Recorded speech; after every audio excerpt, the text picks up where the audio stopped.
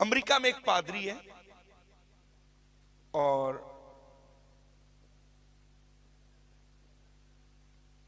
मैंने उनकी एक गवाही सुनी पिछले दिनों में, और उन पास्टर का नाम है एंड्रयू वॉमक।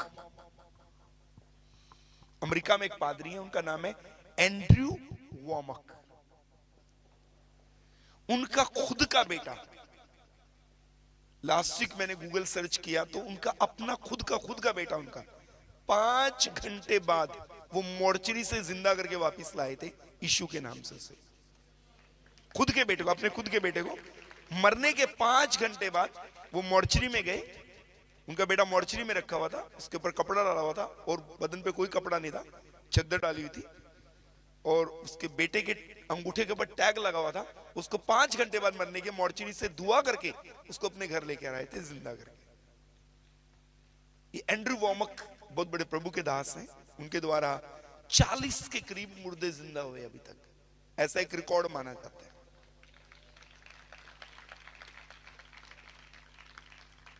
वो एक कलीसिया में सेवकाई करते थे, और जिस कलीसिया में वो सेवकाई करते थे कुछ समय के लिए उस कलीसिया में सेवकाई के लिए गए, और उस कलीसिया में एक जवान लड़का वेंटिलेटर पे चला गया।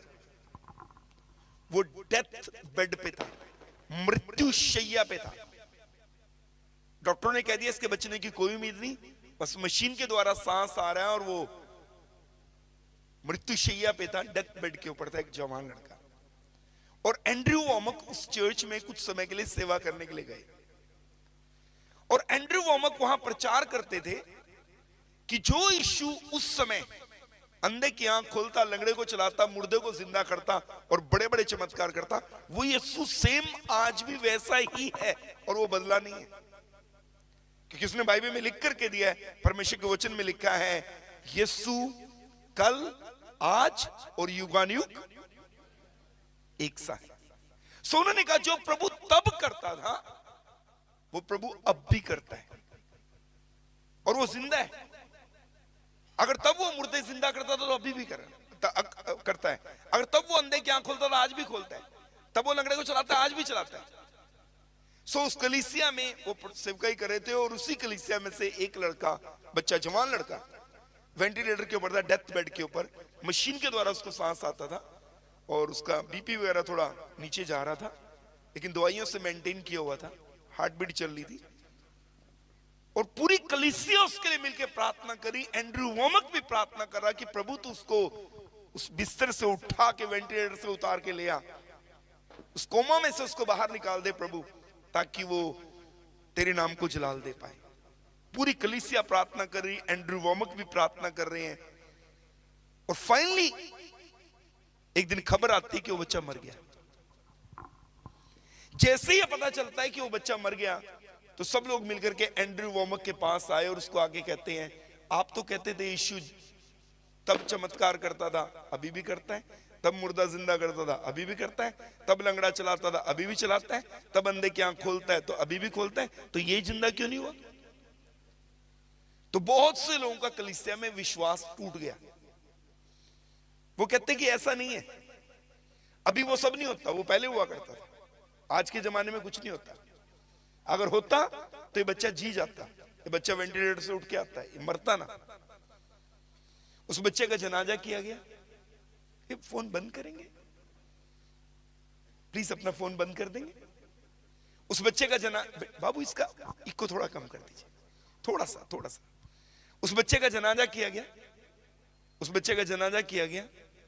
जनाजे के कुछ दिनों के बाद, क्योंकि कलीसिया का दिल टूटा हुआ है कि बच्चा तो रहा नहीं, जनाजे के कुछ दिनों के बाद एंड्रयू वॉमक के दिल में आया कि क्यों ना उस परिवार को विजिट किया जाए जिनका बच्चा चला गया, कि चलो मिलके आते हैं, कलीसिया के पादरियां तो जाना चाहिए। जनाजे के टाइम में उनके साथ थे तो उनके मन में आया कि उनके घर जाओ। तो एंड्रयू वॉमक अब उनके घर में गए और उस परिवार को मिले, दोनों पति पत्नी को मिले, उनकी पूरी फैमिली को मिले, उनके साथ करीबन 4-5 घंटे टाइम बिताया उन्होंने। उनके साथ बैठे, पानी पिया, चाय पी, उनसे बैठ के बातचीत की, उनका दर्द साझा किया, तुम्हारा जवान बच्चा मर गया, हम भी आपके साथ सहानुभूति रखते हैं, हम आपसे प्यार करते हैं, हम आपके लिए दुआ करेंगे। उनसे बैठ के बातचीत कर रहे थे, और उन 3-4-5 घंटे के दौरान उन्होंने उस परिवार से पूछा एक्चुअली तुम्हारे बच्चे को हुआ क्या था। तब उस परिवार ने बताया कि हमारे बच्चे को हुआ ये था, उस परिवार ने बताया कि हमारे दोनों पति पत्नी के बीच में एक झगड़ा हो गया घर में।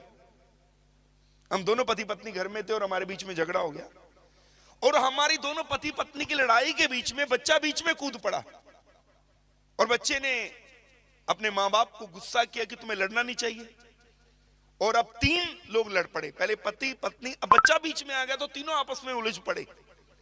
और बाप ने गुस्से में अपने बच्चे को इस प्रकार से कहा, जा तू कहीं चल जा और वहां जाके मर जा और दोबारा ना आना, तू जा और तू मरे और दोबारा कभी वापस ना आए। बाप ने गुस्से में बोल दिया। जब बाप ने ये बोला, उसके बाद कुछ घंटे के बाद परिवार में फिर दोबारा एक दूसरे से माफी मांग ली उन्होंने। चलो जी, पत्नी ने पति को सॉरी कह दिया, बच्चे ने मां बाप को सॉरी बोल दिया, मैंने आपको गुस्से में कुछ कह दिया था। बाप ने बच्चे को सॉरी कह दिया, आपस में एक दूसरे से माफी मांग ली, फिर इकट्ठे खाना खाया, और उसके बाद नॉर्मल जिंदगी जी रहे हैं। अभी झगड़े के बाद आम जिंदगी जी रहे हैं। बच्चा स्कूल जाता है, वापस आता है, पिता काम पे जाता है, माँ काम पे जाती है, आते हैं वापस, इकट्ठे खाना खाते हैं, इकट्ठे शॉपिंग करते हैं, इकट्ठे घूमते हैं, इकट्ठे एक साथ टाइम स्पेंड करते हैं। अब बिल्कुल नॉर्मल है। अब उस नॉर्मल जिंदगी में एक दिन ये बच्चा स्कूल गया, और स्कूल के बाद अपने एक दोस्त के साथ उसके घर में चला गया। स्कूल के बाद, ये अमेरिका की बात है, वो स्कूल में गया और अपने दोस्त के घर चला गया स्कूल के बाद, और उसके दोस्त ने उसको बोला, मेरे पापा ने नई गन ली है, मैं तुझे दिखाता हूं, नई बंदूक ली है, मैं तुझे दिखाता हूं। और वो स्कूल का दोस्त उसका अपने घर, क्योंकि अमेरिका में, दुनिया में सबसे ज्यादा अमेरिका वो देश है जिसमें आम लोगों के पास बंदूकें पाई जाती हैं। सो जैसे ही बच्चा घर में पहुंचा अपने दोस्त के, तो दोस्त कहने लगा, मेरे बाप ने नई बंदूक ली है, मैं तुझे दिखाता हूं। और वो अंदर गया और अपने बाप की बिल्कुल नई बंदूक, जो अभी अभी ली थी, छोटी सी बंदूक लाके उस लड़के के हाथ में पकड़ा दी। और इसने बंदूक देखते देखते उसको ऐसे देख रहा था आगे पीछे से, और इससे गोली चल गई और गोली इसके यहां से निकल गई। और उसके बाद वो बच्चा डेथ बेड पे गया, वेंटिलेटर पे गया, और वो बचा नहीं, और उसकी मौत हो गई। एंड्रयू वोमक ने उस परिवार से पूछा कि जब तुमने झगड़े के टाइम ये कहा था, जा और जाके कहीं मर जा, ये बात बोलने के बाद क्या तुमने दोबारा उसको कैंसिल किया था? बोले नहीं जी, हमने तो आपस में माफी मांग ली थी, बस बात खत्म। बोले क्योंकि तुमने बद्दुआ अपने बच्चे को दी थी, अपने मुंह से तुमने श्राप दिया था, बद्दुआ दी थी, तुम्हें उससे अपने मुंह से कैंसिल करना चाहिए था। पूरी कलीसिया मिलकर दुआ कर रही थी, इसलिए नहीं वो बच पाया, क्योंकि तुमने उसको ये बद्दुआ दी थी, जाओ और कहीं मर जा, इसलिए मर गया वो। नहीं तो जो खुदा ने इस मिनिस्ट्री में 40 जिंदा किए, वो 41वां भी जिंदा कर सकता था। जितने माँ बाप यहां बैठे हैं, जितने पेरेंट्स यहां बैठे हैं जिनके बच्चे हैं, और जो बच्चों के बाप माँ बाप बनने वाले हैं, या खुद आपको ऐसा अनुग्रह दे, मैं इस मीटिंग में प्रचार करने से पहले आपको एक बात कहना चाहूंगा। प्लीज, विनती है मेरी, 2 हाथ जोड़कर आपके आगे, अपने बच्चों को बद्दुआएं मत दें। बाइबल में लिखा है कि इसहाक ने याकूब को आशीष दी, ऐसा वो आकर कहता है, मुझे भी आशीष दे, वही वाली आशीष जो तूने याकूब को दी। इसहाक ने कहा, सुन, मैं उसे जो आशीष दे चुका हूं ना, दे चुका हूं। और अगली आयत में लिखा है, जो मैं उसे दे चुका हूं वो उस पर लगी भी रहेगी। अगर बरकत लगी रह सकती है तो श्राप भी लगा रह सकता है, बद्दुआ भी लगी रह सकती है। हेलो, इसलिए बहुत सोच समझ कर अपने बच्चों के विषय में अपने मुंह से कुछ बोले। यह गंभीर विषय है। जब आप अपने फैमिली के बारे में, अपने बच्चों के बारे में, अपने रिश्तों के बारे में कुछ भी बोलते हैं, अगर आप खुदा में हैं, अगर आप अभिषिक्त हैं, अगर आप बाइबल पढ़ते हैं, अगर आप प्रार्थना करते हैं, बहुत सोच समझ कर अपने मुंह से कोई बात बोले। हेलो, आपकी भक्ति ये तय नहीं करेगी कि आप कहां जाएंगे, वो तो करेगी तय, पर उससे बेहतर आपकी जुबान तय करेगी कि आप जाएंगे कहां या आपके साथ होगा क्या। भक्ति का अर्थ है कि आपने बहुत सारी सामर्थ्य प्राप्त कर ली, लेकिन उस ताकत को, उस पावर को आपने अपने शब्दों के द्वारा किधर को इस्तेमाल किया, वो उधर को चली जाएगी। इसलिए बी केयरफुल अपने बच्चों के बारे में। जब भी आप कुछ बोलते हैं, पेरेंट्स को मेरे मन में आया कि मैं बात शेयर करूं, आप जरूर ध्यान दें आप क्या बोल रहे हैं। अगर आपने कुछ गलत बोला है उससे रद्द करें, उन बातों को अपने मुंह से बोल करके रद्द करें। इस सभा के बाद अपने घर में जाएं, अपने घर में जाके घुटने टेकें, और अगर आपको लगता है कि आपने अपने बच्चों को कोई बद्दुआ दिया आज तक, अपने रिश्तों के बारे में कोई गलत अंगीकार किया, अपने फ्यूचर के बारे में कुछ गलत अंगीकार किए, उसे कैंसिल करें। हमारी बाइबल में एक श्राप हुआ है जिसको लोगों ने बोलकर अपने ऊपर लिया। जब यकूब आशीर्वाद लेने गया तो यकूब ने अपनी मां से कहा, अगर मैं पकड़ा गया तो मेरा बाप मुझे बरकत की जगह श्राप दे देगा। अब यकूब की मां कहती है, ठीक है एक काम करते हैं, बरकत देगा तो तेरी, श्राप देगा तो मेरा। वो तुझ पे नहीं मुझ पे लगे। यकूब की मां कहती है, अगर बरकत दी तो तेरी, श्राप दिया तो मेरा। अगर वो श्राप देगा ना तुझे ना लगे, वो मेरे को लगे। हिंदी की बाइबल में लिखा है, जब यकूब अपने मामा के घर से अमीर होकर वापस लौटा, उसे सब कुछ मिला वापस आकर, लेकिन मां नहीं मिली। तब तक वो दुनिया में नहीं थी। वो घट गया उसके ऊपर, उसकी मां के ऊपर घट गया। कुछ लोग बोलकर अपने ऊपर श्राप ले आते हैं। बी केयरफुल, आप बोल क्या रहे हैं। बोलिए हालेलुया। पवित्र शास्त्र बाइबल कहती है कि प्रभु ने हमें आशीष देने के लिए चुना है।